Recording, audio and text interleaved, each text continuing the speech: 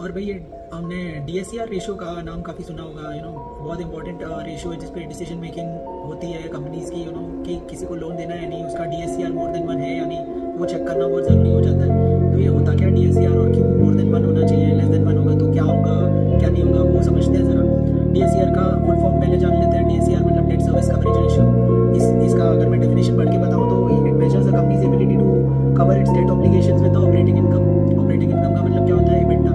और date obligation का मतलब क्या होता है, डेट में क्या क्या आता है, एक आता है प्रिंसिपल, एक आता है इंटरेस्ट। तो दोनों चीज़ें यूज़ कर लो। DSCR का फॉर्मूला अगर मैं बताऊँ तो it is net operating income divided by total debt service.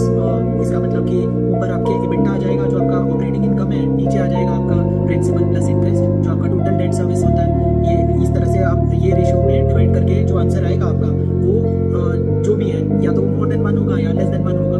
अगर मोर देन 1 है इसका मतलब कि आपकी operating income is more than sufficient to repay your debt obligation, जो बहुत अच्छी बात है। इसमें हायर द बेटर। अगर 4-5 टाइम्स है तो बहुत ही अच्छी बात है। वैसे नॉर्मली इतना आता नहीं है एस्टैब्लिश कंपनीज का, यू कैन से 2 टाइम्स भी आए तो बहुत अच्छा है। मतलब अगर लेस देन 1 है इसका मतलब कि उस कंपनी की एबिलिटी नहीं है रीपे करने की डेट अपनी ऑपरेटिंग इनकम से।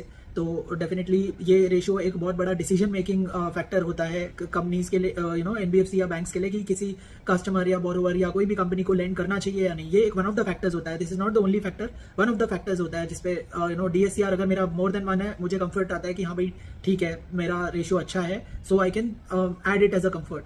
सो मोर देन 1 मतलब 1.5 टाइम्स 2 टाइम्स हो तो और भी अच्छा है, बट मोर देन 1 तो होना ही चाहिए।